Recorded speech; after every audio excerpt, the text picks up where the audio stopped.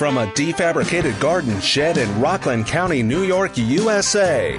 This is Stand Up with Pete Dominic.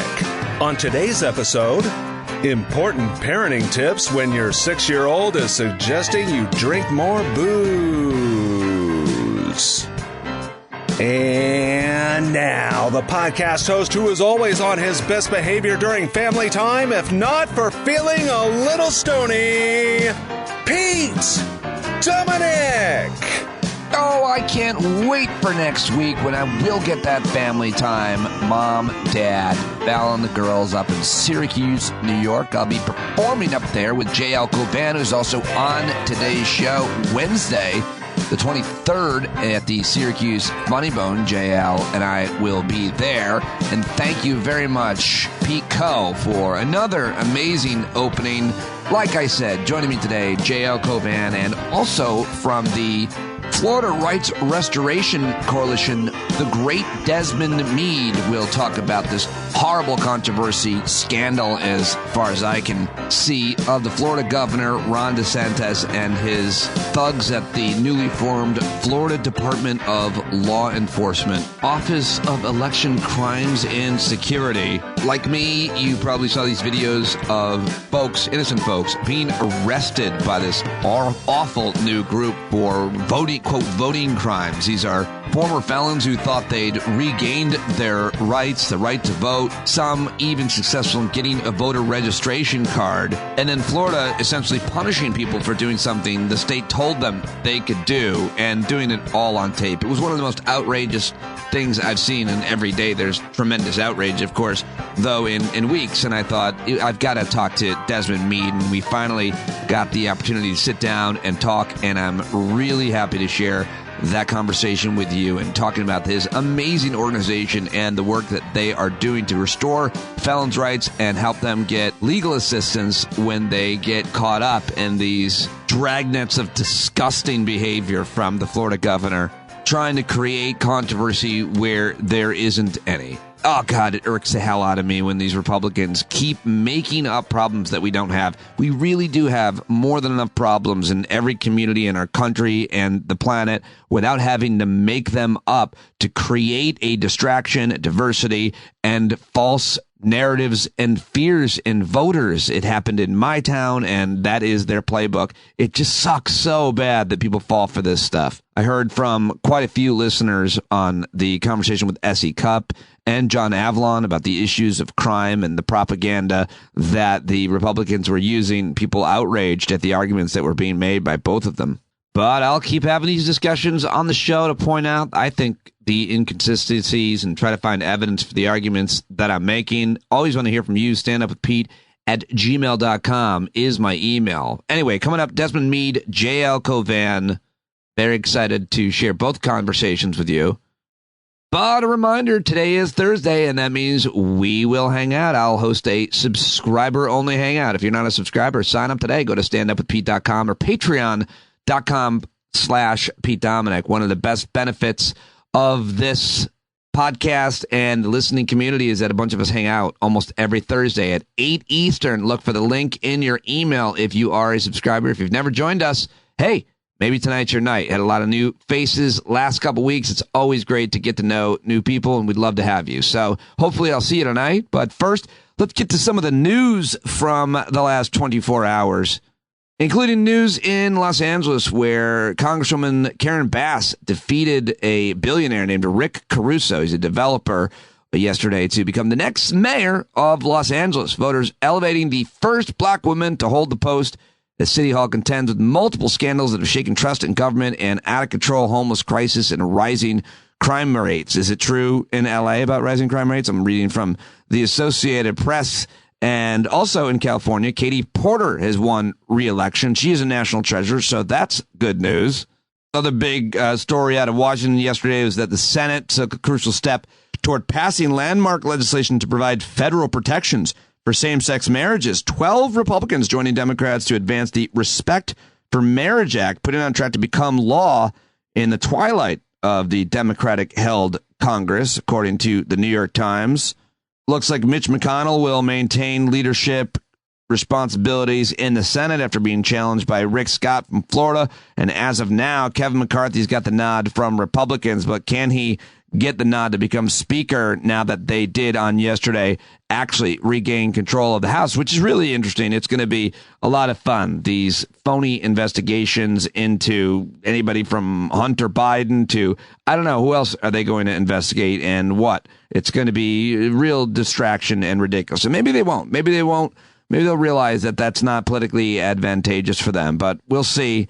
It's going to be a fun couple of years in Washington and the House run by conspiracy theorists, white supremacists, and, quote, Christian nationalists. We will see, of course, what happens and cover it here every day for you. I've got to get some U.S. congressmen here on the show as well. Who do you like? Who are your guys and gals? ABC News reporting Britain's inflation rate now rising to a 41-year high in October. It must be the democratic policies of America that are creating all that inflation. I mean, that's why I mentioned that news story. I mean, every country is dealing with inflation, and it's as a result of almost all of the same circumstances. Of course, here in the U.S., we've also got a lot of corporate gouging, it would seem, as well. Ohio has got to be proud of this. The measles is back. A measles outbreak in Ohio swiftly expanded, spreading to 7 child care facilities and 1 school, all with unvaccinated children, according to local health officials.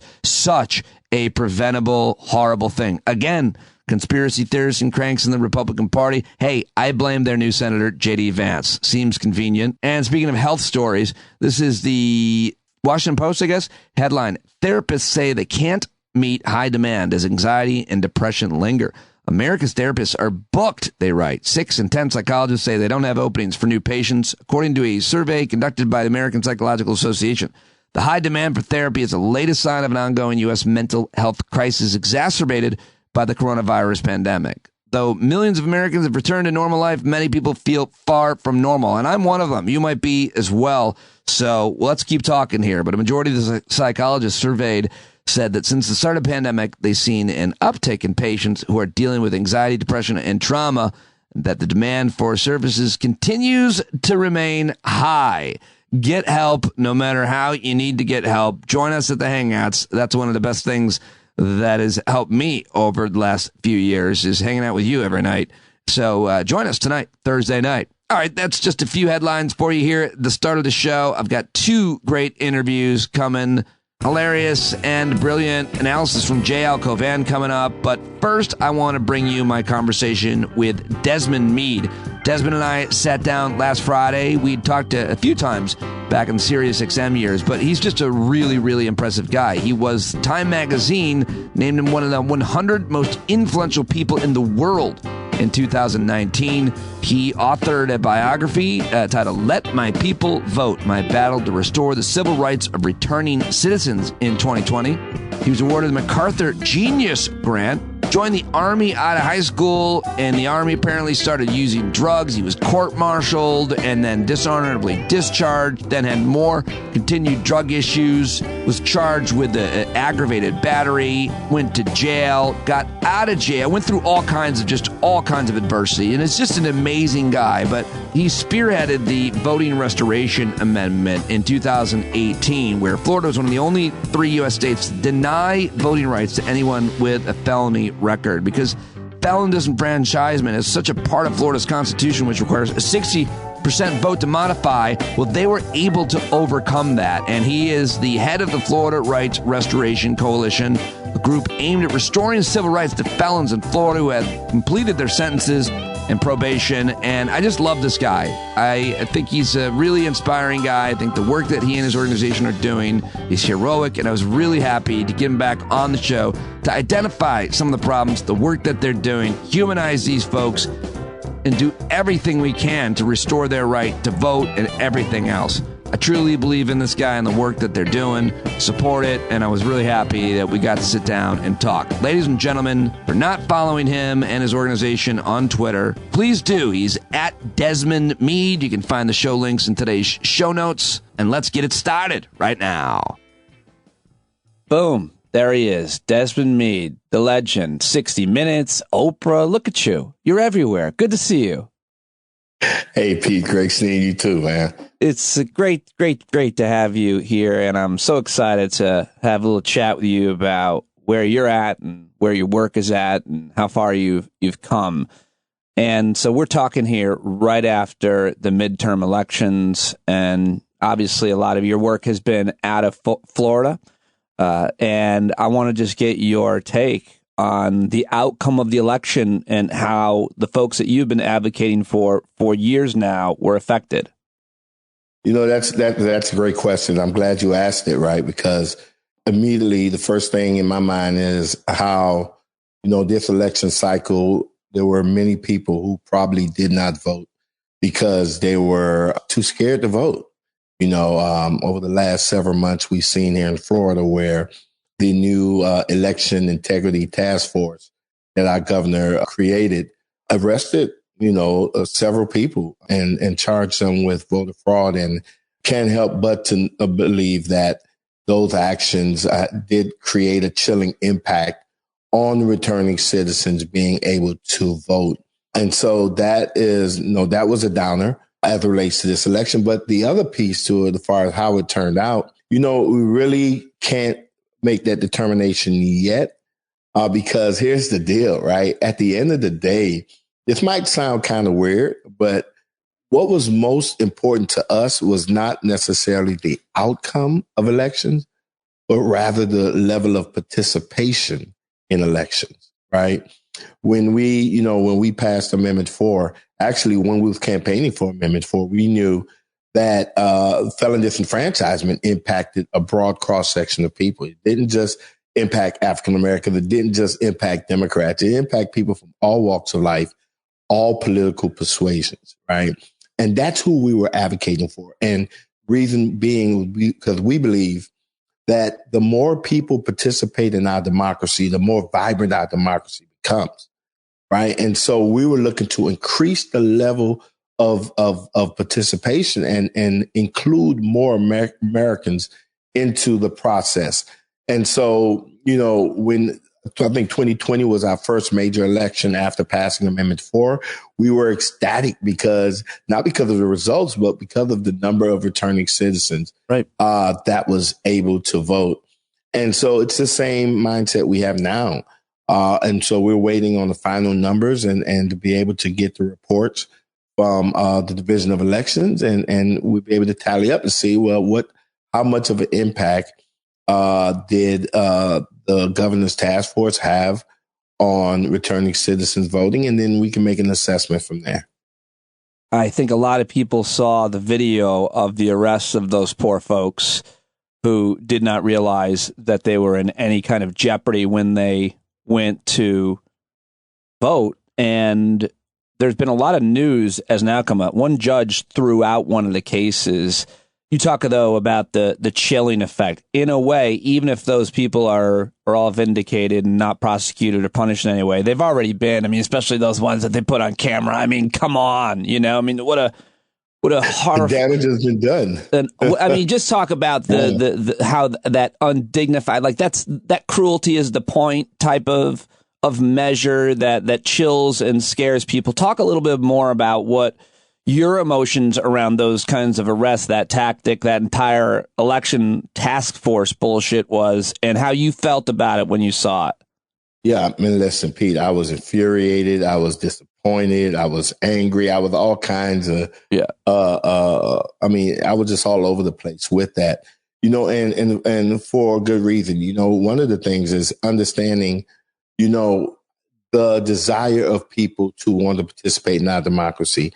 I often tell a story of a young lady who was given 6 months to live. And when she realized that she could actually vote and we would register her to vote, she talked about how she was trying for over 24 years to be able to participate in elections. And after she signed her name on the registration form, she looked up and asked that we pray that God would allow her to live long enough to be able to cast a ballot. And it really hit me that time because, you had a woman that was given like 6 months to live and her dying wish wasn't to go to Disney World or visit an exotic location. Her dying wish was to be able to feel what it felt like to be a part of something bigger than herself. And unfortunately, that young lady, she died about 2 weeks after we registered her to vote, and she didn't get that opportunity. But her spirit lives on in me and in our movement because there are so many people who want to be a part. I remember one of the stories, a young man was on Facebook after he voted in 2020, and he said, listen, I want to be honest. All these years I've watched you all vote, I've actually been jealous, right? I've wanted to be a part of this. And to think that there are so many people out there that want to be a part of our democracy, but then they see this travesty of this inhumane, undemocratic action by the state to arrest people. And especially when, when you look at it in its totality, the state was at fault because their system was broken. Right. And so to see that happen, man, it had me really all over the place, man. And I was highly, highly upset. And knowing that the damage, once the first arrest happened, the damage was done. Yeah, right? The damage was done. And I mean, it's hard. It must be hard to measure such an impact because it's almost kind of cultural. It's almost kind of, hey, did you hear so-and-so went and voted and got arrested? And then I can imagine anybody else, especially in the black community, where a lot of folks are rightfully bitter, jaded, unengaged because the system hasn't exactly worked out right. And there's all kinds of things that you draw conclusions about. But I can especially imagine in a community like the black community being like, well, I'm not risking that. I'm not going to go vote. It's not worth it. It's just one vote.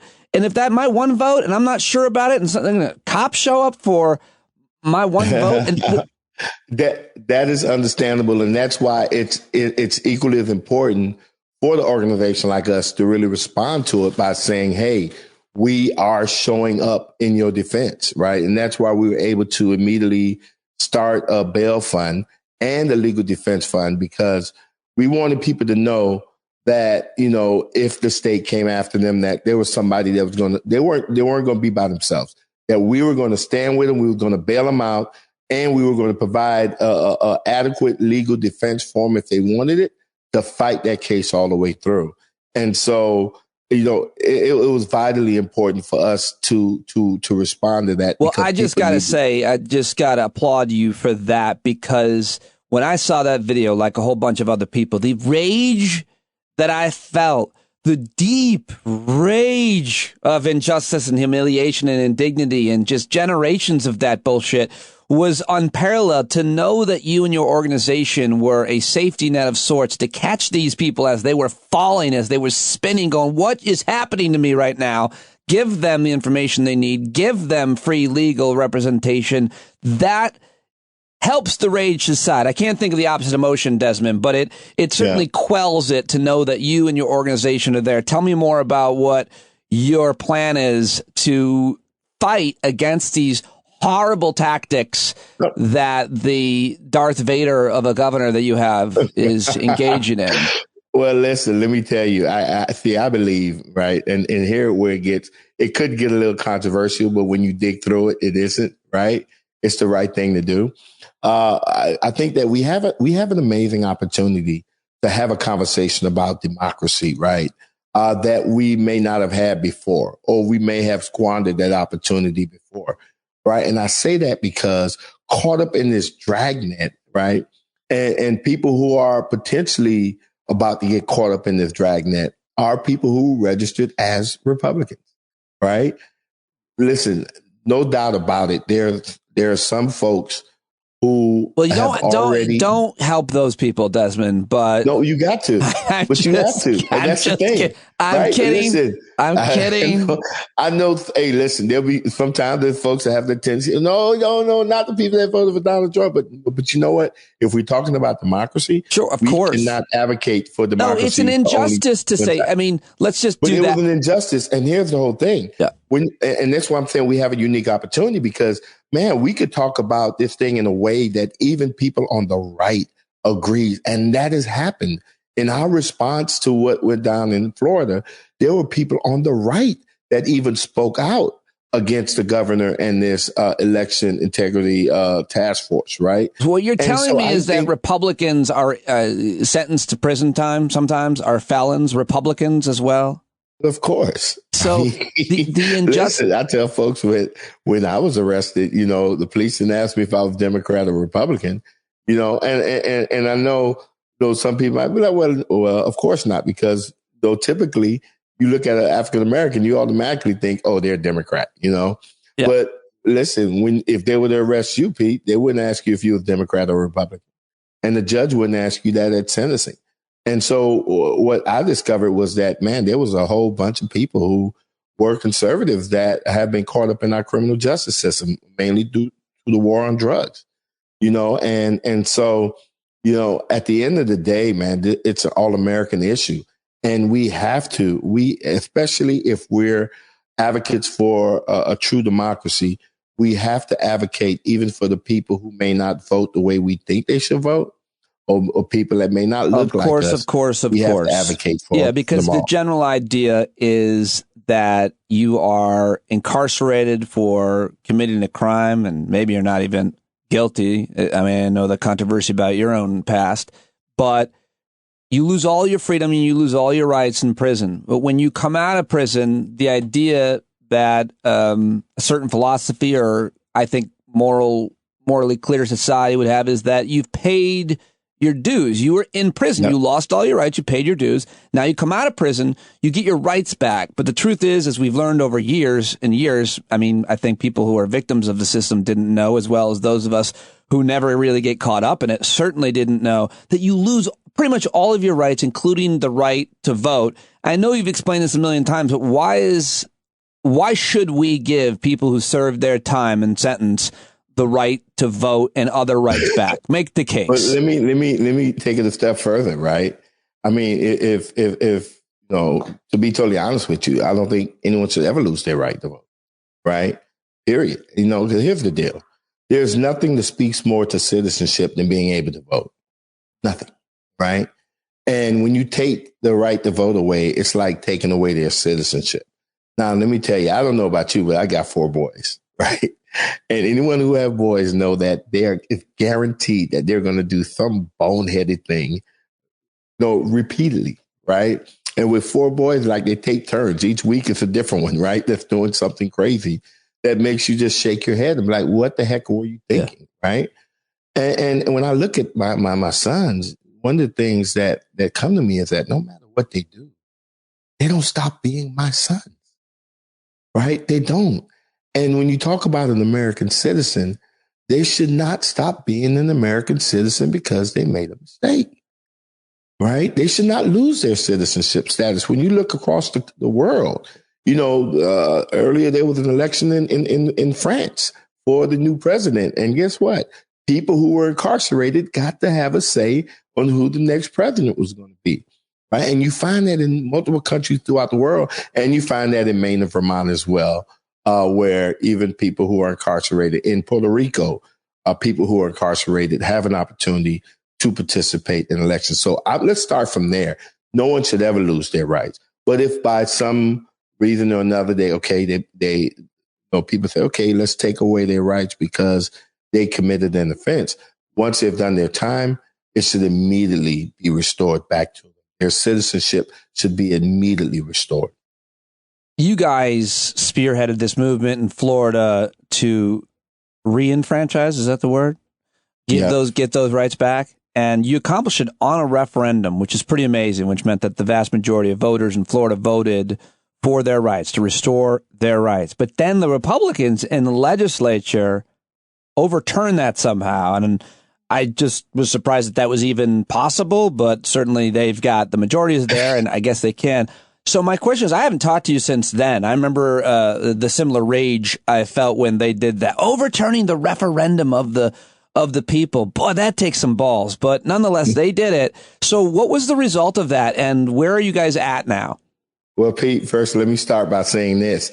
That did not happen. Well, they didn't overturn the whole thing. Forgive me. They did not overturn. I articulated it wrong. Referendum. You're right. Yes, they said that if you didn't, for those that didn't pay the fine, it was a technicality. I articulated it poorly. Yep. I took your success from you. I'm sorry. So go ahead. Yeah, you took away all that hard work. Listen, I'm so sorry, Desmond.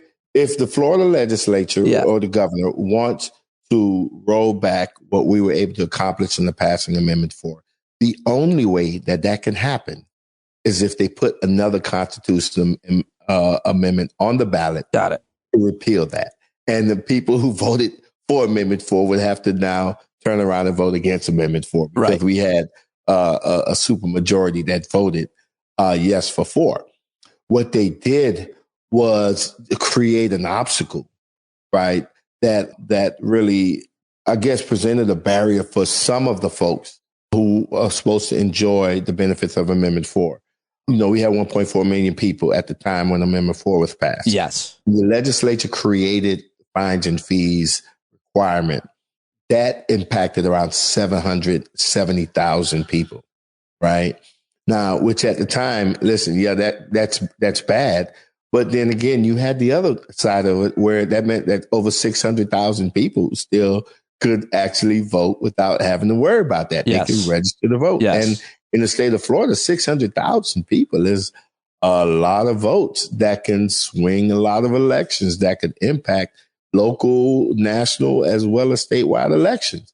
And so there was still something positive to glean off of, but we really wanted to put our attention in responding to this legislation. And we know that organizations like ACLU and NAACP, they filed a lawsuit. Yep. While they were doing that, we were busy taking care of the grassroots by establishing a fines and fees fund where we raised over $30 million to help people pay off their fines and fees, right? And we were able to go across the state of Florida and really, you know, because we believe that anyone, no American citizen, should be forced to choose between putting food on their table or voting, right? You should not be forced to choose between paying your rent or mortgage or whatever and voting.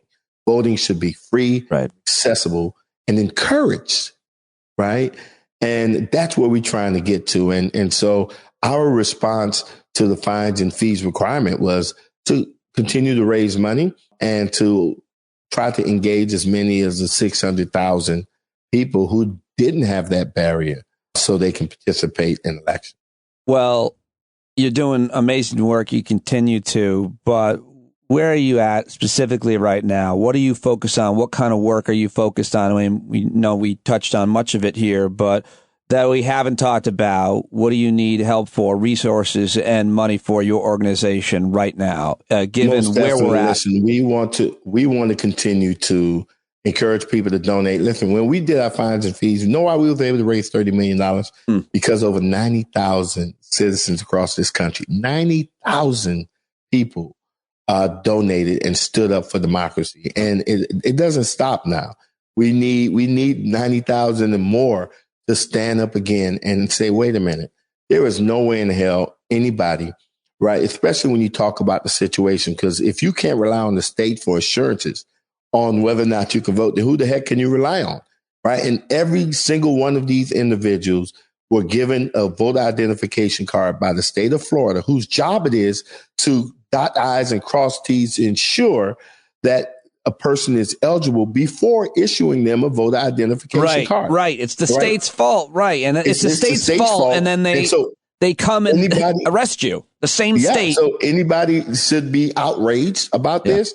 And anyone that we encourage them, man, please donate to our bail fund, donate to our legal defense fund, so we can continue to represent these people. Because let me tell you, that was just the tip of the iceberg. There's potentially hundreds, if not thousands of people in the state of Florida whose liberty could be at jeopardy if the state were to start arresting people again after the election. You know, now we're hoping that they don't, but we expect that some further arrests may come. And we need to be prepared. So when these people are arrested, because here's the deal, a person get arrested, guess what? Now they lose their job. Yeah. If they were the breadwinner for the family, now the family is hurting, the community is hurting. And so we want to make sure that people are not forced to take a plea for something that they didn't do, right? And not forced to languish in these jails. I mean, but we need to bail them out. There's another thing that I know you would maybe between the inconvenience at best and indignity at worst, losing your job, losing any opportunity because you've been arrested for such a thing. what about just that? Just the trauma of being arrested, the horror of that, being put in handcuffs for this. What does that do to people? What does it do? Well, it might give them a reason to seek some type of civil remedy against the state of Florida, especially if these arrests were deemed to be malicious. And it definitely, when you think about it, the state really did not have enough evidence to. Oh man, I would love to see that poor old lady like that. That poor old lady they put in handcuffs that was so scared. I would love to see her sue the state. And I wish that those kinds of lawsuits would do damage to politicians politically, but I don't know if it would or not. But either way, you should be paid for such an indignity and a humiliating injustice. Yes, most definitely. And one of the things that we have to understand is that a lot of times in our society, people have things done to them, and the public don't react as let me see, I can't think of the word, but the reaction is not where it should be. Outraged. They should be outraged if a there cop. Isn't that much outrage because the person who that thing is being done to happens to have a criminal record, right? Oh, it's okay that the police beat that guy up because he's a convicted felon, right? Yeah. And the reality is that regardless of whether or not a person has been convicted of a felony or not, man, they're still a human being. They're still someone's son. Please. The idea that outrages me too. The idea that he's done bad things in his life, so he probably had it coming. Look at anybody. Look at anybody. Like if there was a way to have a record of the shit that, I don't know, like someone like Brett Kavanaugh did in his life, we have a different term for it, but that guy's an asshole. That guy raped women, or allegedly, I'm not talking about him, but anybody like that stuff that doesn't get caught on your record because you had resources. And by the way, you said boys can be boneheaded. Girls can be boneheaded too. Let me just say this. I'm glad I had resources when my daughter did a boneheaded thing because nothing happened, and that's not on her record. That's the point I'm saying. Everybody has a record. If we're going to decide, everyone has done something. Everyone has done something wrong. Look at your internet history. It's just some of us got caught, right? That's the difference between me and you, right? And the reality is that just because I got caught does not diminish my humanity, does not diminish the rights or the protections that the Constitution should be affording me. And so when you're having your knee on someone's neck for 8 minutes and 40-some seconds, or when you're firing a gun and killing someone, right? Just because they had a previous history does not make it less. Everybody has a previous. Right? Everyone. Everybody. Anybody that's throwing that rock, but like he was no angel, like, please look at yourself in the mirror, stupid. That's right. I mean, at the end of the day. And so in this particular case, the folks at one point made mistakes in their life, but they paid their debt. Right. And they're back in the community. They're paying taxes. They're working hard, trying to pursue life, liberty, and happiness, and wanting to participate in our democracy. And so for them to get arrested and have their liberty put in jeopardy, well, we need to respond to that. We need to make sure that these individuals are not languishing in jails. We need to make sure that they have adequate legal representation to push back against this injustice. Last question for you, man. I love talking to you. Is what has been your personal contact or your organization's contact with Republican legislators in the state house in Florida? Have you ever met and talked to Ron DeSantis? You asked two different questions here. So, no, he has not had a conversation with me. And it's not because of me. Our organization has always reached out and said, listen, we're ready to have a conversation with you to talk about how we can improve the lives of people with felony convictions.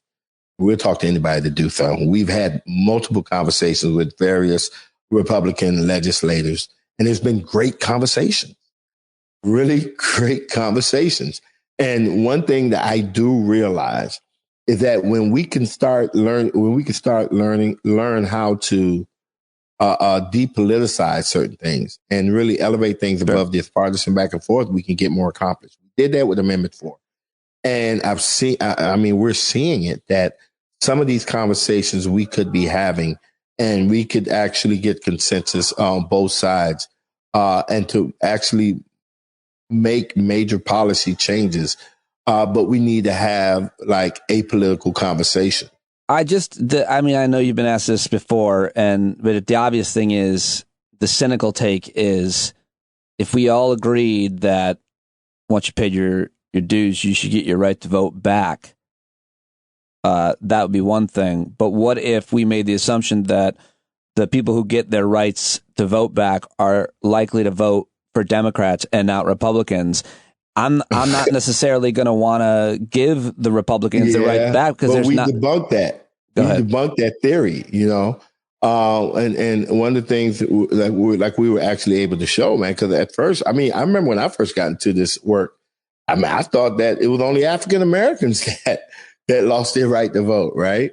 But come to find out that African Americans only make up about a third. Now, African Americans are disproportionately impacted by felon disenfranchisement. But when you look at the pure numbers, there were like over 1 million people in Florida who could not vote because of felony conviction that looked more like you than like me, right? And when you talk about even those individuals, you would find them even in conservative counties.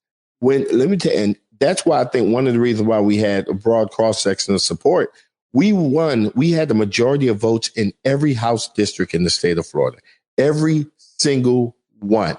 That's unheard of, right? But we did that. And one of the reasons is because guess what? There are a lot of conservatives who are directly impacted.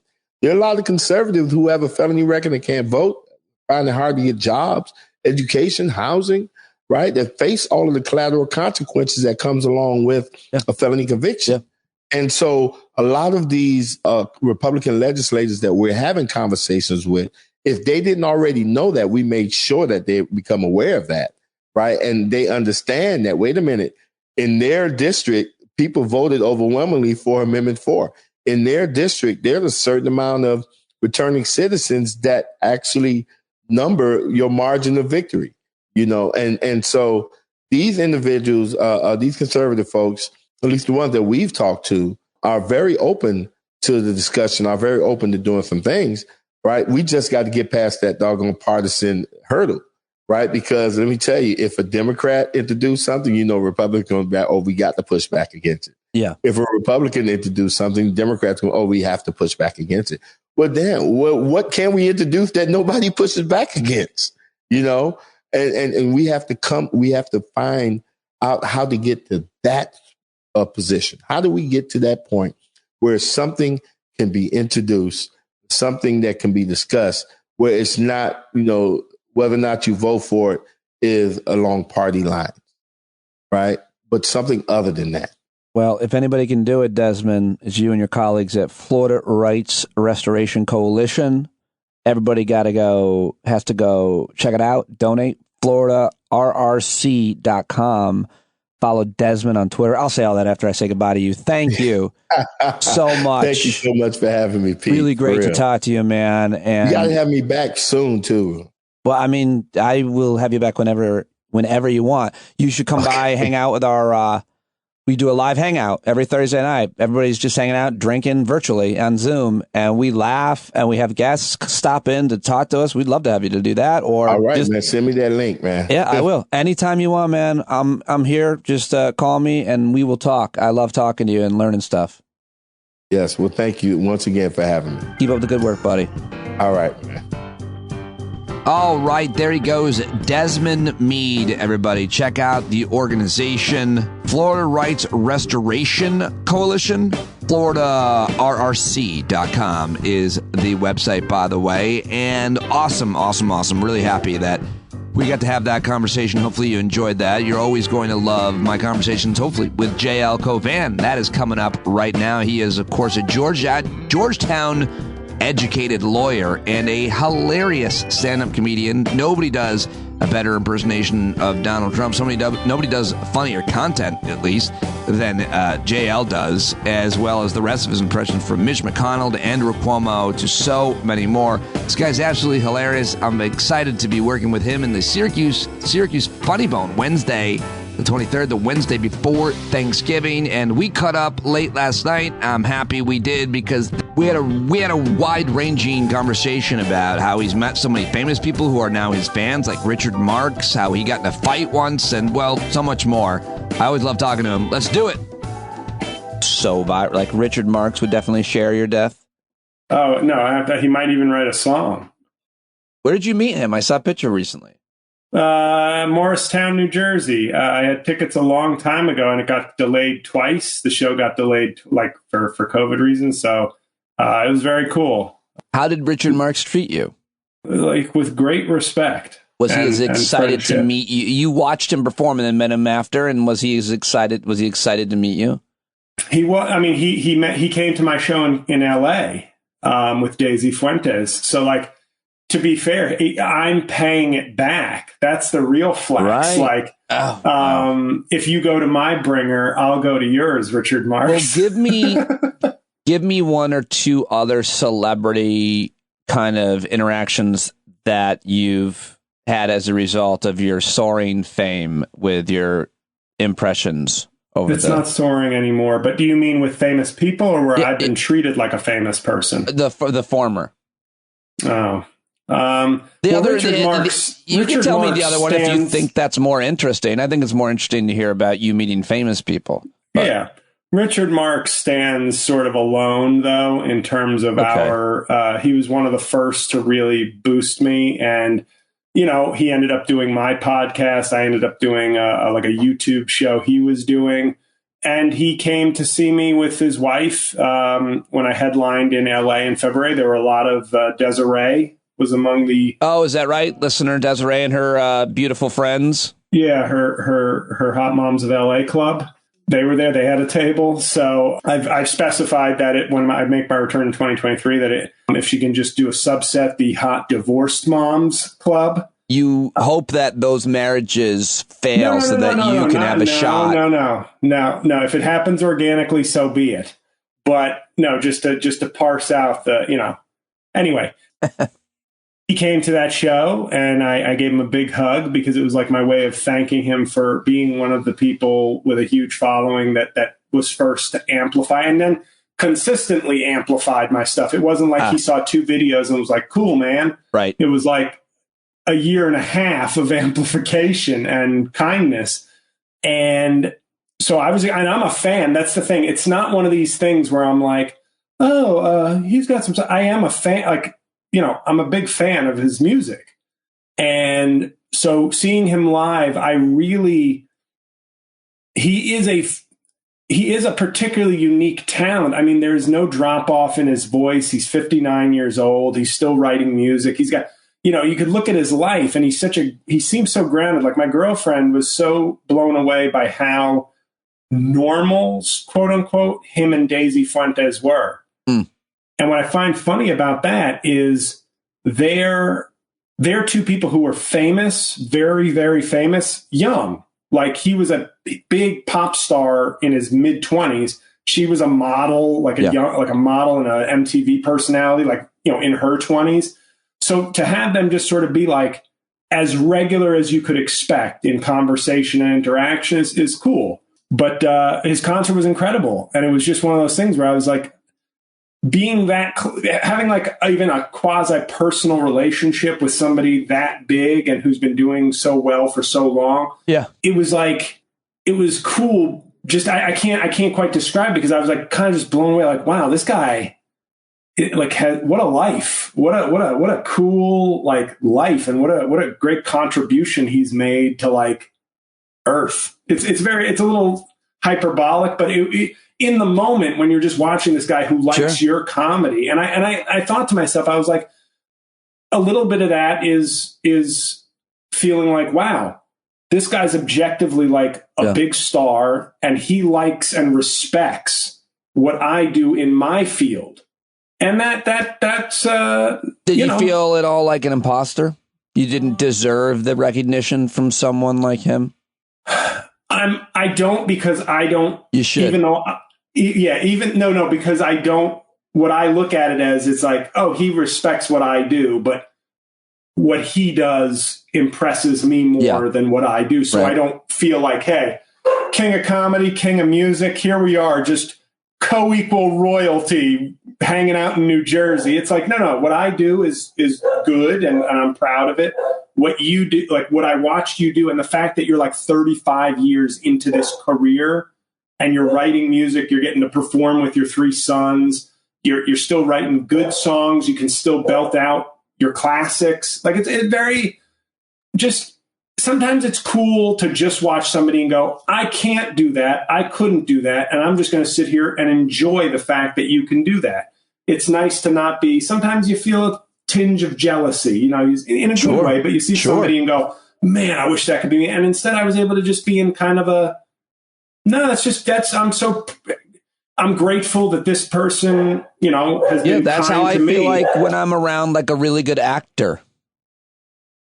I'm always like, man, I wish I could act like that.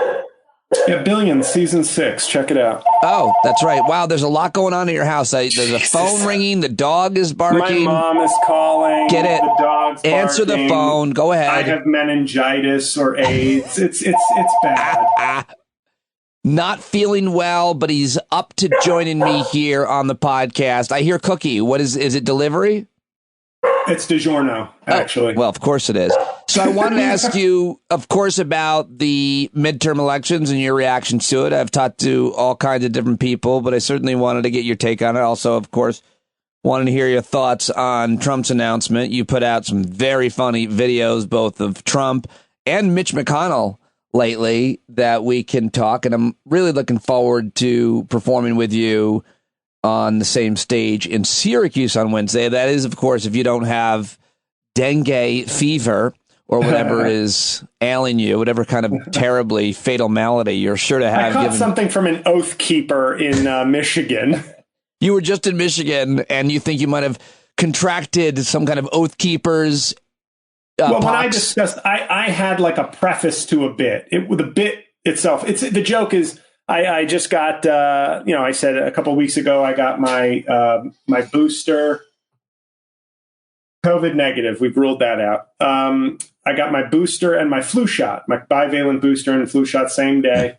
And so I said, so you know what that means, everybody? No more condoms. And it gets a laugh. And then there was this one guy, like in his early 60s, kind of a rugged, formally strapping sort of white guy. This is in Ann Arbor, Michigan. Yeah, but he looks like he took the trip down from the Upper Peninsula. Sure. To see the show. Yeah. And he was remarkably not aggressive, but he was definitely mumbling about China and stuff when I was talking about the vaccine. He was like, but I think he thought he was being funny, but also sharing his real thoughts. Like, you take that Chinese stuff, but he was not being like, I'm making a stand here. It was almost like he's like, oh no, this is banter. This is witty banter in the 3%ers. So don't feel threatened. And at one point, so I tried to nullify it by, I did the whole thing where I go, most guys who, ran on the Capitol on January 6th probably living at home. They're very aggressive and angry because they live in basements in their mom's house. But you seem pretty relaxed for an insurrectionist. Is it because you have this beautiful woman next to you? So it's like you kind of feel like a quiet confidence about it. So I'm doing like the roasting while also kind of paying tribute to his masculinity. And he kind of like rolled it. He never got like angry or aggressive, but he kept talking. That's good. That's risky. Talking. That's risky what you did, and I love what you did. I think that's hilarious. I just wonder if, like, when a guy, I just can't help but think, because I do something similar. You're so big. Do you have that confidence when you're in that situation or any situation like that? Of course, you have the confidence of a smart, confident comedian. You're going to win the verbal sparring with anybody that comes to see one of your shows, much less most people that we know. But you're also like, does that guy, is he sizing you up? Because you're a fucking giant. Yeah, as I say on stage, and you'll probably hear me say this line, I go, I walk on in a flannel and jeans, and I go, I call this John Fetterman wedding attire. Yeah, it's a funny ass joke. But I think sometimes I size up the person as well, because what I was getting from him was, we are not politically aligned, but you are not bantering with me from a place of anger. So there's no need for me to go any further with like hey man, why don't you shut it? Like, I could see this is just your version of hey, he's making me laugh, but this lib, I don't like. And I go, you know what? We don't have to go any further. I don't have to win you over on an agenda. I just need you to be quiet and we have a good show. So I think not rush the stage with a flagpole. Right. Nobody's going to probably rush the stage on me with their bare hands. So if somebody rushes up on me, it's going to be like the final scene in Malcolm X. It's going to be 3 guys with sawed-off shotguns screaming January 6th. That's how I go out. I don't think somebody's going to actually get on stage and challenge me. But if they do, a little secret, I'm going to be worried because I'm just like, what kind of lunatic just charges a random giant man? Except somebody who either wants to fight or is a skilled fighter and wants to like prove something. Like, so I am, I once compared my size and strength to North Korea with a nuclear weapon. Yes, I'm dangerous, but I really don't know what I'm doing. Okay. I like that. I mean, anybody that, is going to, most people are smart enough to not start a fight. I don't flex on, like, I'm certainly also, though, not testing or challenging anybody. You don't strike me. Bro. Yeah, no, you're so kind of docile. I mean, I know you pretty well that there's been times when we've been hanging out where I have thought I could take him down. Yeah. Probably not, but maybe on the right day if you're motivated enough. I will confess. They honestly, if you've heard one too many Erwin Chemerinsky references from Eric Siegel and you snap. Hacks mentioned Posner. Real comics mention his Chemerinsky references. Yes. No, I mean, all the times I've sized you up, you've always been sitting. Yeah. Yeah, it's comedy. It's I'd fun. run at you and do a fun. Ricky the Dragon Steamboat type of side, throw my entire body weight through my legs at your face. Yeah, you got to come from the top of the shed on top of me. I mean, I have to make my only strike, which is going to be a surprise strike, worth it. Because if I don't end you with my first strike, I would imagine you would sit on me. Yeah, the last fight I was in was a barroom fight in 2012 during the NBA Finals. I was out with my then girlfriend watching Game 7 of the NBA Finals, and 4 gentlemen decided to, pick a fight because one guy was being very rude in a way that made me nervous to the bartender who had been my bartender for 7 years. She was a petite woman. And he was rudeness. I wouldn't step in. I'd be like, that's the bar's job. I'm not here for security. But it was like he was kind of rude in a kind of a menacing way. And I was right there and I would have felt weird. So I said, hey, and he was just like, I'm not talking to you. And then he talked to his friends and was doing the whole, and then this fucking guy, like trying to get, and I did what you might expect. I just stood up in kind of a, gentleman, come on, but in a, this is what I am working with if you want to go there. And he pushed me.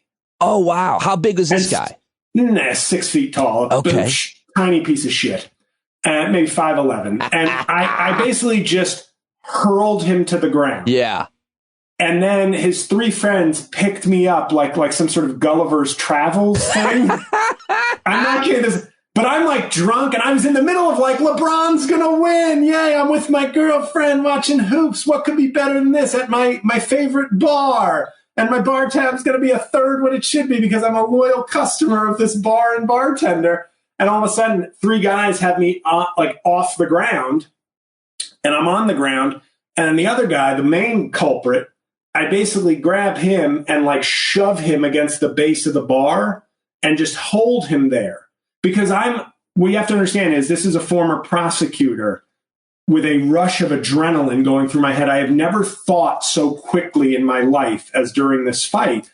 And I literally was like, oh my God, if I punch this guy, he hits his head on the table, falls into a coma, gets injured, something happens that I'm not expecting. All of a sudden, I'm in a cell eating a bologna sandwich waiting for my arraignment. I mean, I was like rapidly going through the entire process of like what committing a crime accidentally or not could be. So I just held him under the bar while I was under the bar, basically just saying, I don't want to hurt him, but I'm just doing this Yeah. I don't want to get hurt. Yeah.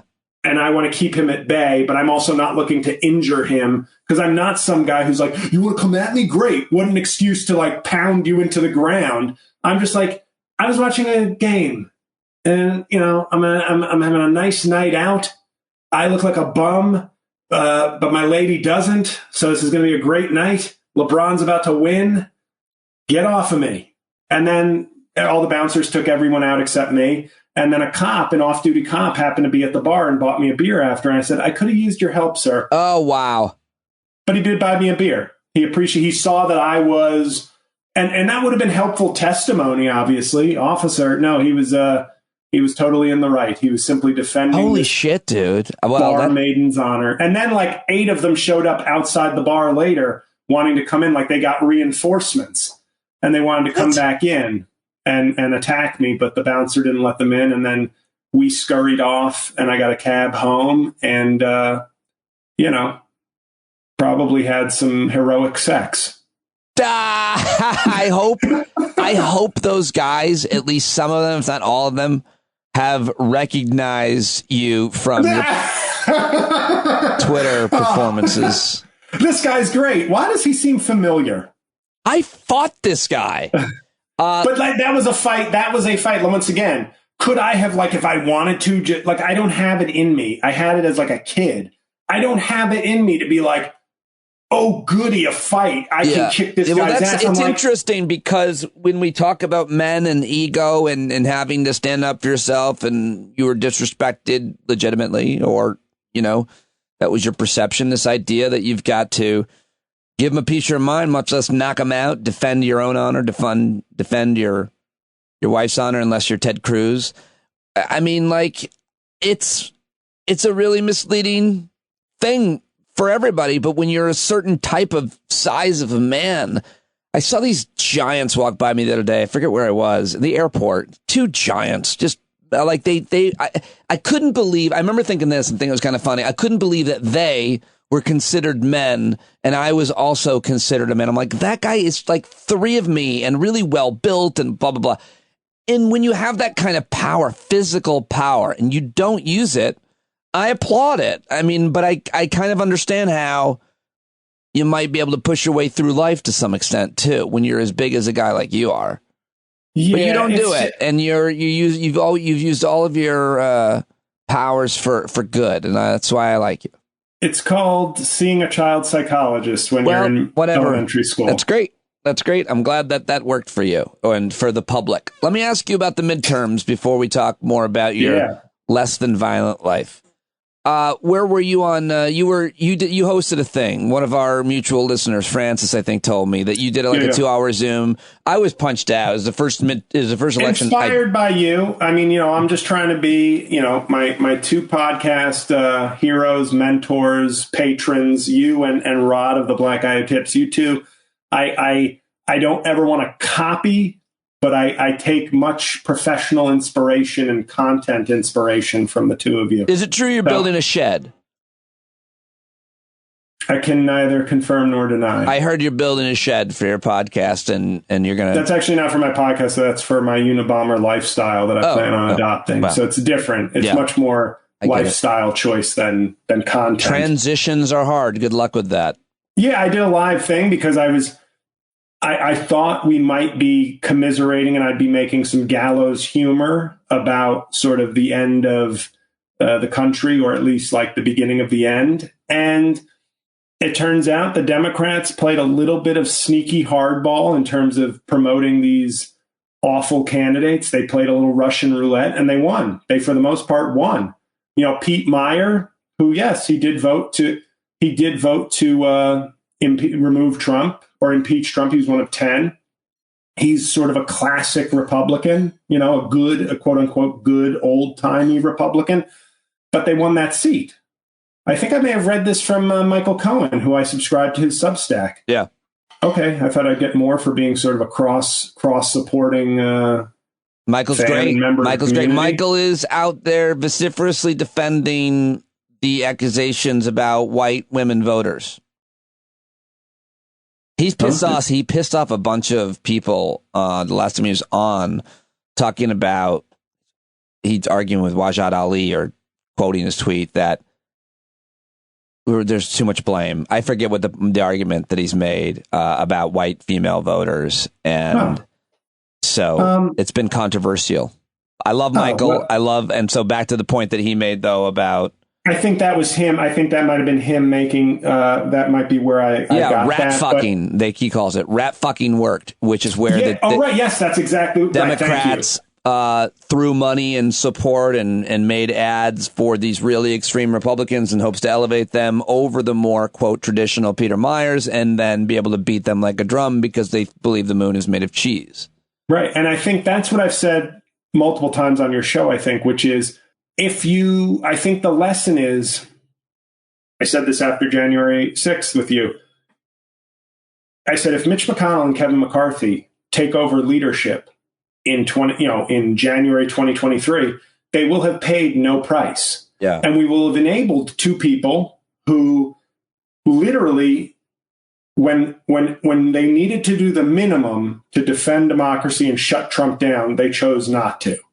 And at least McConnell lost, and McCarthy will have a very unwieldy, difficult, hopefully just 2 years as Speaker of the House. Because when I look at Nancy Pelosi giving the gavel to Kevin McCarthy, it is sort of a Obama to Trump moment in terms of somebody who is a path breaker, somebody of major accomplishment, of dignity, of strength, giving it to like the worst person who will ever hold that honor. Like Kevin McCarthy is a weak, dumb person, like weak of character, weak of morality, and like not very sharp. I don't even know if I doubt he's the legislative master or the vote whipping master that, vote whipping master. That seems like a phrase that should immediately be canceled. He's like, for Pelosi to be giving the gavel to him feels almost as sad and pathetic as Obama ceding the White House to Donald Trump. Just not as potentially painful and detrimental to the country as Trump's presidency, but still kind of a sad handoff. But McConnell won't have the Senate, and so at least there was some price to be paid. In America, I don't have tons of confidence in America overall, but Georgia is a interesting case. But it's good news. It was I know everybody wants to always say, not everyone, but a lot of people, especially on the left, like to sort of immediately snatch any credit from Joe Biden whatsoever, like that he's just an innocent bystander in this beautiful wave of anti-Republican sentiment. But The fact is, whether it's his presence as a comforting old white man or as a centrist, at least perceived, or the fact that he did deliver some things he did deliver things. Like, I don't know why, like, that's not a perception. He did deliver some real concrete shit for American people with a 50-50 Senate. Like, he deserves some credit he deserves credit for some of the stuff that he's done. Yeah, he delivered a lot of things. I mean, he got more done than pretty much any other president of our lifetime in terms of legislation, and end the war in Afghanistan and the pandemic and shots in arms as much as could be. Yeah, there's no doubt about it. But, well, I do believe that Joe Biden, I'm sorry, just one more thing on Biden. I would obviously, I think Jill Biden, and I'm not making this up, but Jill Biden is obviously going to have the last say with Joe Biden on whether he runs or not. Jill, his what? You said Jill, Dr. Jill Biden. Yes, yeah. But I think it would help everybody probably if you want Joe Biden to like ride off into the sunset. And to be fair, you couldn't have a more accomplished, noble one-term presidency than I got Trump out of there, a great service to democracy, and I had the most successful midterms like ever. And then handed it off. I handed it off to the next generation. I swallowed my pride. What a contrast to Donald Trump, who can't admit losing. And Joe Biden actually says, I will I will forego a chance to win again because I think it's in the best interest of the country that somebody of a new generation take over, even if he's thinking I can't win. Let's say he's thinking I can't do the job. The narrative he could craft would be an incredible, an incredible historic legacy. I defeated Trump and I showed the country. Forget George Washington saying, I will give up the presidency after 2 terms. This is Joe Biden saying, I could run for a second successful term. And I'm saying, I'm going to set the bar, a new bar, which is I'm handing it off to a new generation, even though it would be well within my rights to seek another term. I think that, I don't know what I think. I don't want to make any predictions. But I want whoever runs, if people need to acknowledge a little, if he can't win, I hope he gives it up. And if he's the guy who could win, depending on who the nominee is for the Republicans, then I hope he runs. I hope whoever runs for the Democrats is the best option. Speaking of running for the Republicans, so Trump announces last night at Mar-a-Lago, you had a hilarious video mocking his energy. Everybody just talked about how boring it was. He droned on. Fox stopped covering it, at least for a little while. The Murdochs have left him, it would seem. Fox News and at least the New York Post is savaging him. What are your thoughts, your serious thoughts about his announcement and his future? Do you think, like a lot of people, that there's no stopping him, no one can stop him? Or do you think, like me, that the nominee will be Mike Pompeo? Right. Here's what I think. I think that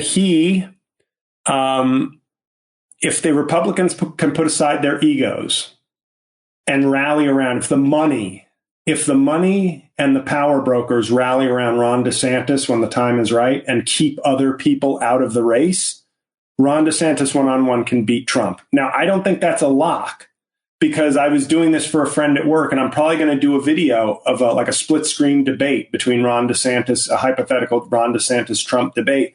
And if I'm Trump, if I'm writing for Trump, his only play on DeSantis is to diminish him, to make him appear to be an uncharismatic, chunky, disloyal guy who rode Trump's wave. And here, I'm going to give you the few things I said to my friend at work today that Trump could use in a debate to effect. Because I think the only way to beat Trump is a one-on-one, is to have one challenger to him. And I think DeSantis is the guy who can beat him. But what Trump could do in a one-on-one is say, Ron, we call you Ron Disloyal. You know why? Because you're disloyal. I set you up. You were not anywhere.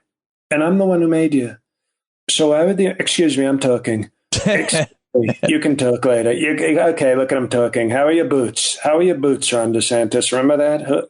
Imagine Xi or Putin or Kim sees you walking in, a chunky little DeSantis, dumpy DeSantis, walking in with your Dallas Cowboy cheerleader boots. You think they're going to respect you? You think they're going to think you're tough? No, they're going to laugh. They're going to say, you were the student. You were the Trump student. You're the guy he put in office. Where's Trump?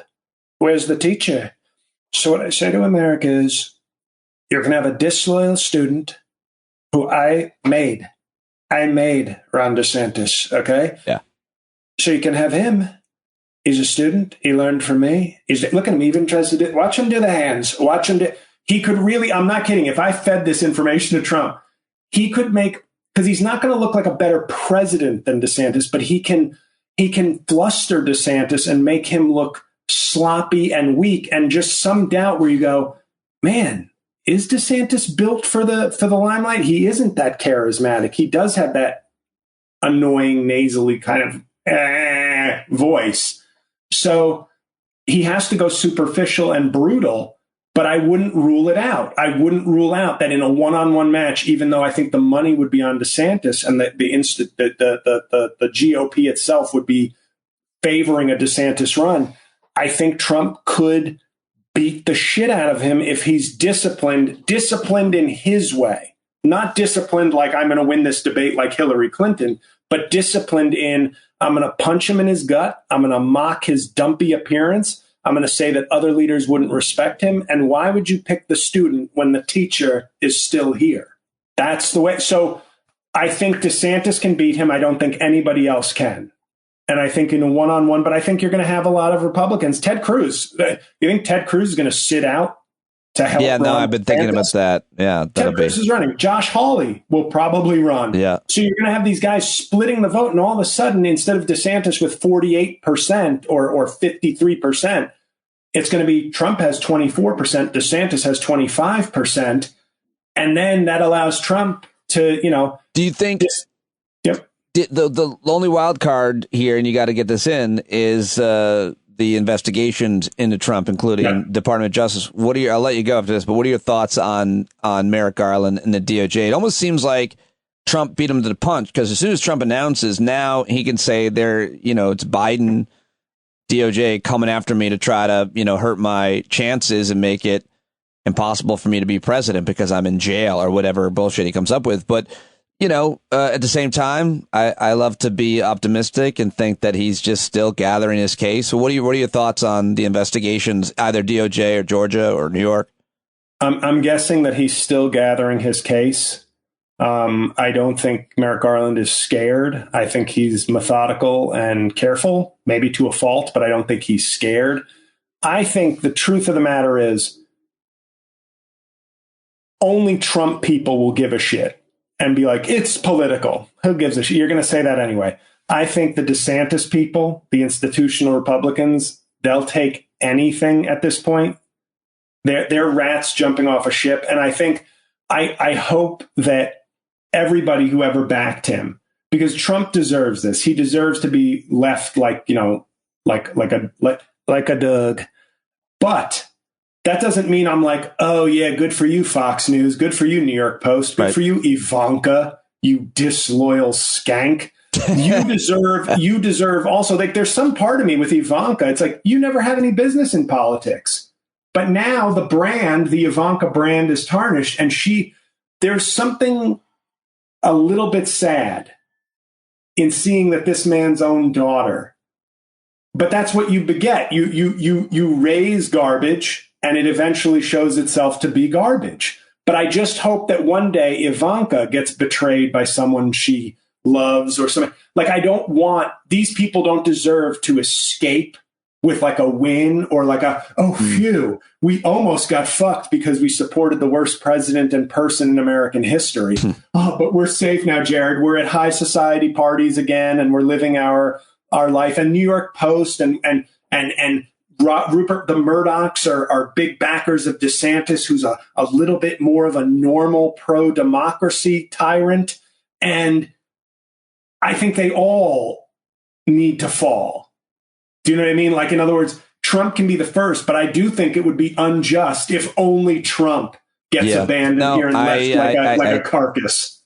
I believe in accountability for these kinds of injustices that they have all committed and been a part of, and you're backing him after January 6th. Been complicit in, yeah. You're only not backing him now, like you're. And part of me would like to see Trump win, not win the election, not the general election, but I'd love to see him destroy another 4 years of the Republican Party and some careers. Don't you think that's inevitable? No. Well, I told you, I think I think if I were placing a bet, I'd say the best odds are DeSantis, but very close behind is Trump as the nominee. I'd say a slight advantage to DeSantis, but I do believe that if Trump follows my tutelage and I'm offering it to him, if he want, like, can the DNC send me in as like a double agent? Like, we want, the ultimate rat fuck. We sent this comedian in to give. He's probably watching your videos. He probably is. I mean, he is going to see when I do the DeSantis Trump one. Yeah. Both impressions. I'm going to do all those things I just told you. Look at him. He's trying to do that. Look at me, sir. I'm doing it. I love it. I could see that video catching fire. Yeah. And being spun in like the pro-Trump world, where it's like, oh my God, this guy nails DeSantis. That's when you, JL, are through the looking glass. Officially, they're using your stuff. That's right. Compound Media's own JL Cauvin. Oh my God! All right, bud, I'm going to wrap. I love it though. All Pizza's of it here. Thank you for having me. Go get your pizza. I hope that you feel better. I appreciate you making time for me. Always. See you next week. Syracuse, Wednesday, the 23rd. The Funny Bone. Thank you. All right, there he goes, J.L. Cauvin, everybody. Check it out. Check out both his podcasts. Check out his cameos, his YouTube page, all the links in today's show notes. And, of course, Desmond Meade, Florida Rights Restoration Coalition. Thank you to both my guests. Thank you to all of those of you who are listening, who are subscribing. Go give it a review on the old Apple, the Spotify, and hang out with me and a whole bunch of other friends of ours tonight and every Thursday at the Stand Up with Pete Dominic Hangout. That's it. That's all. I'll talk to you tomorrow, or maybe tonight, or maybe some other time, or maybe never. I don't know, but reach out. Email me, standupwithpete@gmail.com. Bye-bye. Hey,